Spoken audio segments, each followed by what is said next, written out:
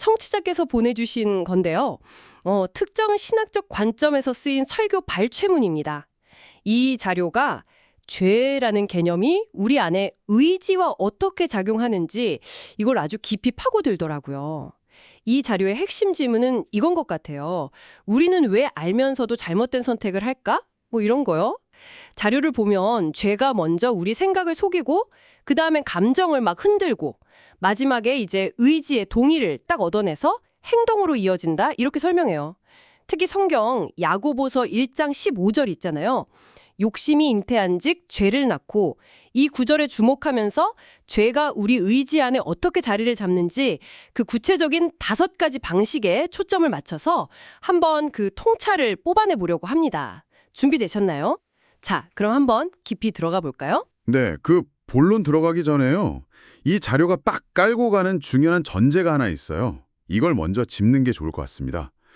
뭐냐면 죄가 어떤 구체적인 행동으로 나타나려면 반드시 우리 의지의 동의라는 문턱을 넘어야 한다는 거예요. 일단 의지가 오케이 사인을 보내면 그 다음엔 우리 영혼 안에서 그 행동을 막을 힘이 거의 없게 된다. 이렇게 봐요. 아, 의지가 동의하면 끝이라는 거군요. 그렇죠. 물론 이 자료에 따르면 하나님께서 그 의지가 동의하기 전에 개입하실 수는 있다고 해요. 근데 일단 우리가 의지로 딱 선택하고 나면 그 결정은 존중하신다는 관점이에요. 여기서 비유가 하나 나오는데 재밌어요. 오, 비유요? 어떤 거죠? 네, 그러니까 강풍이 빗구름을 잠시 흩어놓을 수는 있잖아요. 네네. 그래도 비를 내리는 구름 자체의 그 성질, 그건 없애지 못하는 것처럼 의지의 역할이 그만큼 결정적이다. 이런 이야기입니다. 와, 의지의 역할이 생각보다 훨씬 크네요. 자료에서는 죄가 우리 안에서 작동하는 단계를 3단계로 요약하더라고요.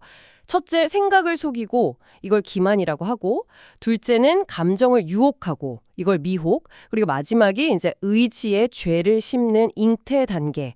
오늘은 바로 이 마지막 단계, 그러니까 우리 의지가 어떻게 죄에 넘어가게 되는가 여기에 좀 집중해 보겠습니다. 여기서 죄를 머금는다는 표현이 나오는데 이게 참 인상 깊었어요. 네, 그렇죠. 의지가 죄의 속임수에 넘어가서 동의한 상태, 그러니까 행동하기 바로 직전의 상태를 말하는 건데 이게 그냥 나쁜 마음이 드네 이 정도가 아니라 이미 의지가 거기에 가담했다 이런 뜻이래요. 맞아요. 자료에서는 존 오웬 목사 말을 빌려서 하나님을 향한 순결을 빼앗긴 상태라고까지 표현하더라고요. 와, 순결을 빼앗긴 상태라. 네, 또 사도 바울이 고린도 교회 성도들한테 뱀이 하와를 속인 것처럼 여러분 마음이 부패할까 두렵다고 말한 것도 예로 들고요. 그렇군요. 자, 그럼 도대체 우리의 의지는 어떤 과정을 거쳐서 죄에 동의하게 되는 걸까요? 이 자료가 제시하는 5가지 사실, 이걸 한번 따라가 보죠. 네, 첫 번째로요. 이 자료는 의지를 본질적으로 복종이냐 불복종이냐 이걸 결정하는 원리로 봅니다. 그러니까 우리가 하는 모든 도덕적인 행위 있잖아요. 선하든 악하든 그 최종 결정권은 의지에 있다는 거죠. 최종 결정권이 의지에 있다. 네, 그래서 성 아우구스티누스의 유명한 말을 인용하는데 모든 죄는 의지적이다. 따라서 의지적이지 않다면 죄가 아니다. 이렇게 강조해요. 아, 의지가 없으면 죄가 아니다. 그렇죠. 즉 어떤 죄든 거기에는 반드시 의지의 작용이 포함되어 있다. 그리고 죄가 성립하는 형식적인 근거는 바로 의지적으로 하나님의 법을 어기는 행위 그 자체다. 이렇게 보는 거예요. 결국 내 의지가 개입해야만 죄가 된다는 거네요. 흥미롭네요. 그럼 2번째 사실은 뭔가요? 의지가 동의하는 방식도 다르다고 하던데요? 네, 맞아요. 의지가 죄에 동의하는 방식이 크게 2가지로 나뉜다고 설명해요. 하나는 절대적이고 고의적인 동의, 다른 하나는 좀 복잡한데 내적 갈등이 동반된 마지못한 동의예요.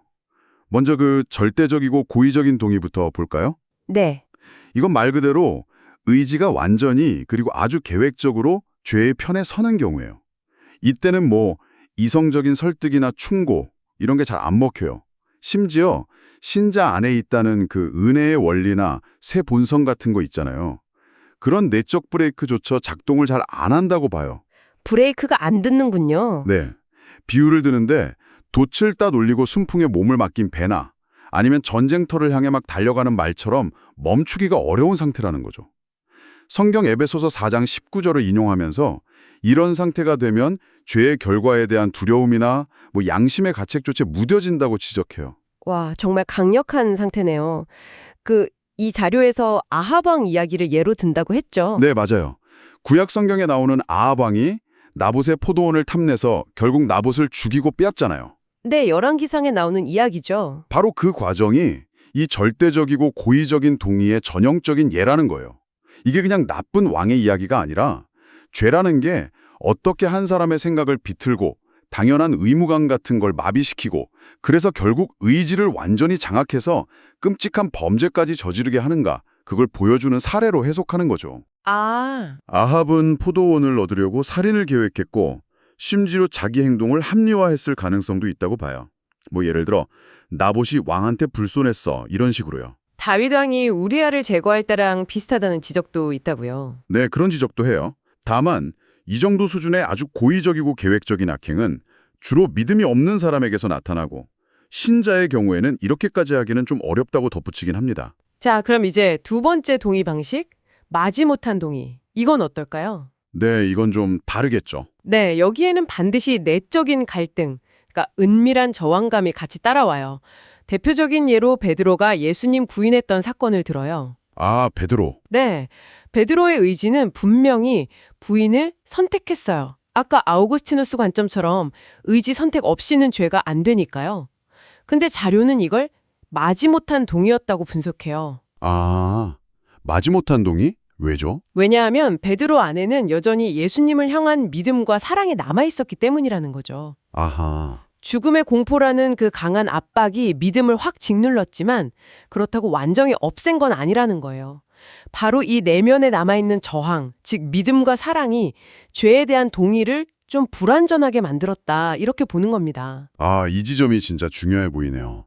자료에 따르면 신자들이 죄에 넘어갈 때는 대부분 이런 마지못한 동의 상태에서 그런 일이 생긴다고 해요. 맞아요. 그러니까 죄에 동의는 했지만 뭔가 마음 한구석은 찝찝하고 내적인 싸움이 계속 있는 거죠. 완전히 베끼는 건 아니라는 거네요. 네, 그렇죠. 그리고 바로 이 지점이 세 번째 사실이랑 연결돼요. 이 자료는 신자의 경우엔 어떤 죄에 대해서든 의지가 절대적이고 총체적이며 완전하게 동의하는 건 원리적으로 불가능하다고 주장해요. 아, 불가능하다. 왜죠? 그 이유를 두 가지로 설명하는데요. 첫째는 신자의 의지 안에는 근본적으로 선을 행하려는 새로운 원리가 심겨있기 때문이래요. 로마서 7장 21절에 바울이 선을 행하기 원하는 나에게 이렇게 고백하잖아요. 그걸 근거로 들어요. 네네. 이 은혜의 원리가 죄의 경향성과는 반대 방향으로 작용하기 때문에 신자의 의지는 기본적으로 선을 향하도록 세팅되어 있다는 거예요. 그래서 죄에 동조하더라도 이게 100% 동의는 아니라는 거죠. 그리고 두 번째 이유는 신자의 의지 속에는 죄에 동의하는 그 행위 자체에 대한 은밀한 혐오감이 남아있기 때문이라고 해요. 혐오감. 네, 우리가 죄를 지을 때 마음 한구석에서 느껴지는 그 불편함 있잖아요. 왠지 모르게 꺼림칙하고 그런 것들이 바로 이 혐오감의 증거라고 설명해요. 근데요, 가끔은 죄를 지으면서도 그런 혐오감 같은 걸 전혀 못 느낄 때도 있지 않나요? 뭐랄까, 양심이 완전히 마비된 것처럼 느껴질 때요. 아, 좋은 질문이에요. 자료도 그 점을 언급해요. 그럴 수 있다는 거죠. 그럴 경우에는 마치 의지가 죄에 완전히 항복하고 성령의 감동, 그러니까 성령의 소욕이 약해져서 감각이 무뎌진 것처럼 보일 수 있다는 거예요. 하지만 그렇다고 해서 그 안에 내재된 은혜의 원리나 근본적인 혐오감 자체가 사라진 건 아니라고 말해요. 아, 사라진 건 아니다. 네. 블라디아서 5장 17절 육체의 소욕은 성령을 거스르고 성령은 육체를 거스르나니 이 말씀을 인용하면서 비록 성령의 영향력이 항상 느껴지거나 항상 이기는 건 아닐지라도 특히 의지가 이미 죄 쪽으로 기울었을 때는 더 그렇죠. 그래도 그게 영혼에서 완전히 사라지지는 않는다고 강조해요. 나중에라도 죄를 후회하게 되는 게 바로 그 증거라고 보고요. 영혼 깊은 곳에는 여전히 죄에 대한 저항이 남아있다. 이런 좀 희망적인 메시지를 주는 셈이죠. 다만 여기서 중요한 영적 분별이 필요하다고 덧붙여요. 분별이요? 네. 은혜의 원리에 따른 영적 저항하고 단순히 내가 잘못했구나 하는 죄책감에 따른 양심의 가책, 이건 좀 구분해야 한다는 건데요. 이건 좀 더 깊이 생각해 볼 지점인 것 같아요. 아, 단순히 들킬까봐 두려운 거랑 그 행동 자체가 하나님 앞에서 잘못됐다는 근본적인 인식은 좀 다른 차원일 수 있겠네요. 네, 그렇죠. 그런 맥락인 것 같습니다. 그렇군요. 분별이 필요하다. 네 번째 사실은 좀 경각심이 들어요. 의지가 특정 죄에 대해서 자꾸 반복적으로 동의하다 보면 아예 그 죄를 가볍게 여기는 성향이 의지 자체에 자리 잡게 된다는 거예요. 네, 이게 무서운 거죠. 자료에서는 성적인 문제, 예를 들어 자위행위에 대해서 아유 요즘 다들 그렇지 않나요? 뭐 이런 식으로 죄를 일반화하거나 합리화하려는 태도를 예로 들더라고요. 네. 이런 태도 자체가 이미 그 행위에 대한 의지의 동의가 반복됐고 죄책감을 무디게 만들려는 시도일 수 있다. 이렇게 분석해요. 네, 맞아요. 이 상태는 매우 위험하다고 자료는 경고합니다. 의지가 특정 죄에 너무 익숙해져 버리면 더 이상 앞서 말한 그 복잡한 과정들, 뭐 생각의 속임수나 감정의 유혹 같은 거 없이도 그냥 죄가 하이패스처럼 휙 통과해 버릴 수 있다는 거죠. 하이패스요. 와. 네, 그냥 습관처럼요.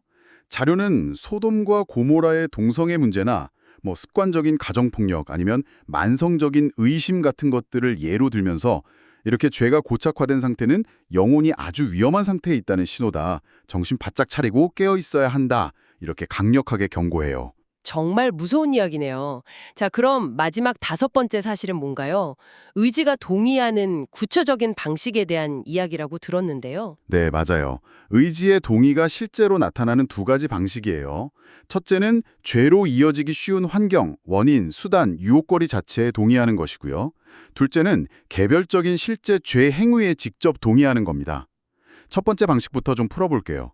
이건 뭐냐면 구체적인 죄를 딱 짓기 전에 그런 죄를 짓기 쉬운 어떤 상황이나 분위기에 자기 자신을 노출시키는 걸 의지가 허용하는 경우예요. 아, 환경에 동의한다. 네, 예를 들어서 죄에 대한 경계심을 그냥 풀어버린다거나 아니면 영적으로 깨어있어야 할 의무를 소홀히 하거나 유혹적인 자극에 쉽게 마음이 끌리는 상태를 그냥 방치하는 거, 이런 것들이 해당돼요. 특히 우리 이성, 즉 지성이 제 역할을 못하고 감정, 정서가 혼란스러울 때 이런 동의가 쉽게 일어난다고 지적해요. 잔료에서 필자의 경험을 예로 들기도 하는데요. 아, 경험담이요? 네. 예전에 이탈리아 유학 시절에 그 당시 한국에서는 좀 드물었던 여성들의 자유로운 흡연 문화를 보면서 느꼈던 어떤 문화 충격 같은 거, 혹은 뭐 최근 부산 여행 중에 밤거리로 혼자 걸었다면 마주했을 법한 그런 유혹적인 환경들, 이런 걸 언급하면서요.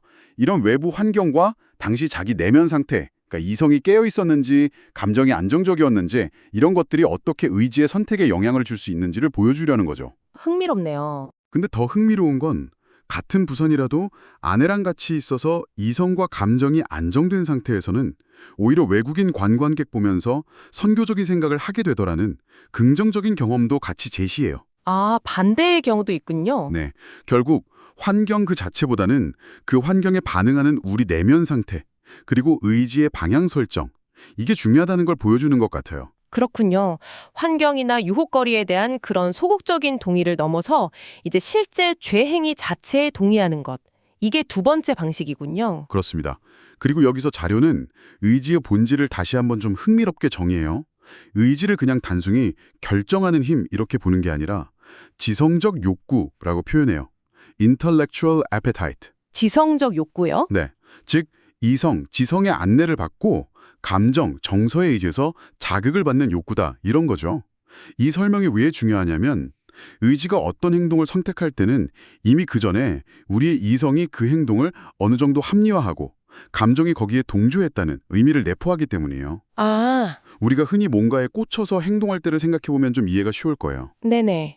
이미 머리로는 아, 그럴만하다고 생각하고 지성, 마음도 그걸 원하니까 정서, 의지가 그 방향으로 에이, 모르겠다 하고 그냥 나아가는 거죠. 그렇죠. 그래서 한번 방향이 딱 정해진 의지를 되돌리기가 그렇게 어려운 거예요. 아, 그러니까 의지는 혼자 움직이는 게 아니라 이성이랑 감정의 영향을 이미 받은 상태에서 작동한다. 이 말씀이네요. 와, 근데 여기서 정말 놀라운 지적이 나오는데요. 하나님은 원래 의지를 창조하실 때 최소한 선으로 보이는 것, 그러니까 apparent good, 이게 아니면 선택하거나 동의하지 않도록 만드셨다는 거예요. 맞아요. 의지의 기본적인 설계 자체는 선을 향해 있다는 거죠. 네.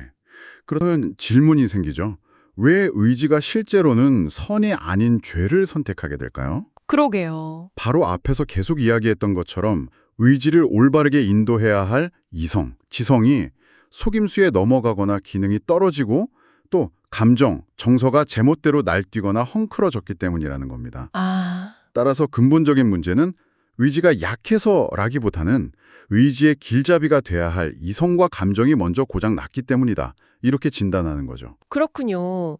이 설명을 들으니까 왜 앞 단계에서 생각의 속임수, 감정의 유혹, 이걸 그렇게 중요하게 다뤘는지 이제 좀 명확해지네요. 네, 그렇죠.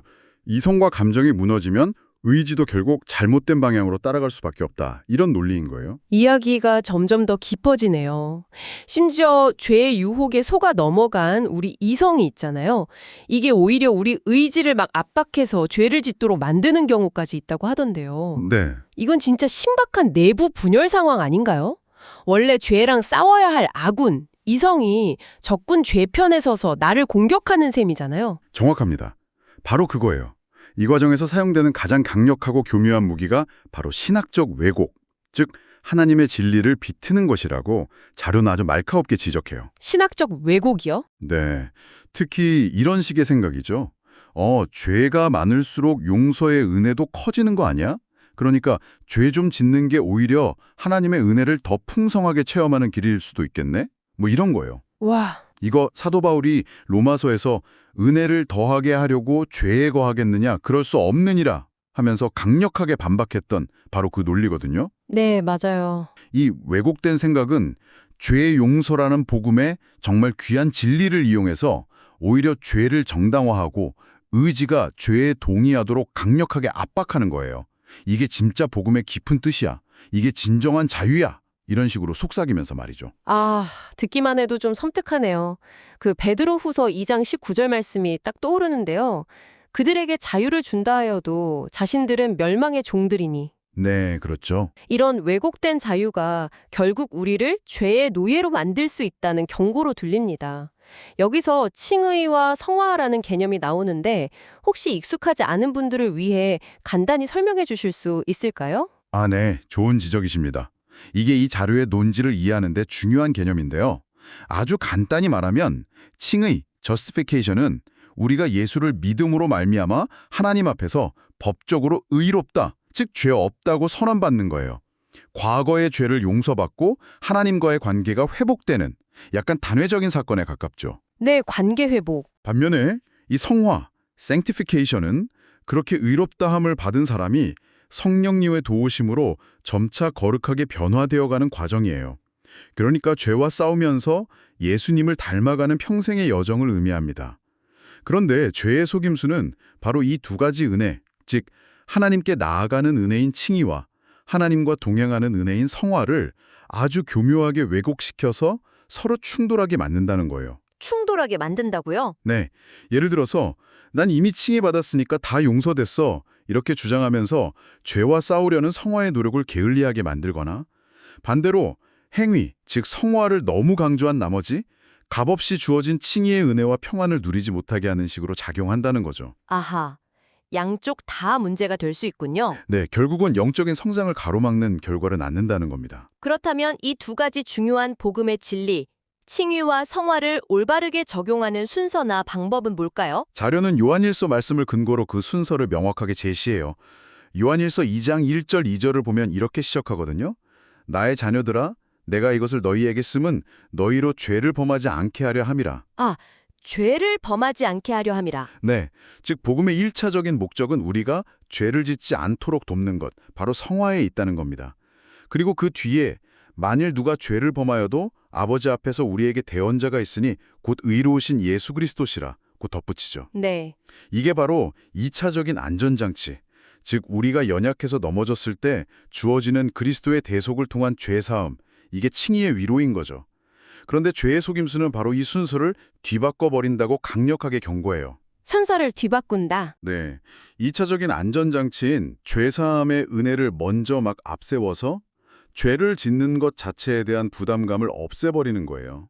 이걸 값싼 복음, 사이비 복음이라고 부르죠. 아, 위험하네요. 네, 진정한 복음은 우리를 먼저 죄의 형벌로부터 구원하고 칭의, 그 다음에는 죄를 짓는 삶으로부터 우리를 구원하는 성화, 이 방향으로 나아가야 하는데 속임수는 이 순서를 거꾸로 만들어버린다는 거죠.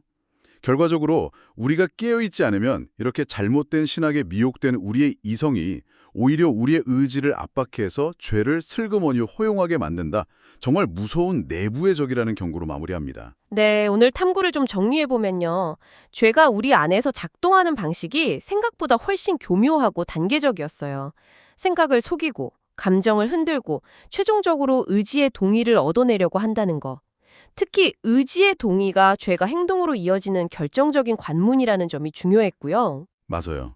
그리고 신자의 경우에는 죄에 대한 내적인 저항력이 있지만 마지못한 동의나 반복적인 동의를 통해서 넘어질 수 있다는 점도 봤습니다. 무엇보다 좀 충격적이었던 건 우리의 이성, 즉 생각 자체가 왜곡된 논리나 잘못된 신학적 이해를 통해서 오히려 의지를 죄 쪽으로 밀어붙이는 그런 내부의 배신자 역할을 할 수도 있다는 사실이었어요. 네, 오늘 살펴본 내용 중에서 가장 경계해야 할 지점이 바로 그거 같아요. 우리의 지성이 죄의 편에 서서 잘못된 논리로 자기 자신을 막 설득하고 합리화하면서 의지를 압박할 수 있다는 거예요. 이건 우리 안에서 벌어지는 영적 싸움이 얼마나 치열하고 또 교묘하게 진행될 수 있는지를 보여주는 단면이라고 생각됩니다. 네. 오늘 자료는 주로 우리 내면의 작동 원리나 신학적 개념에 집중했는데요. 그렇다면 마지막으로 이런 질문을 한번 던져보면서 마무리하고 싶습니다. 여러분이 매일 마주하는 그 세상의 목소리들 있잖아요.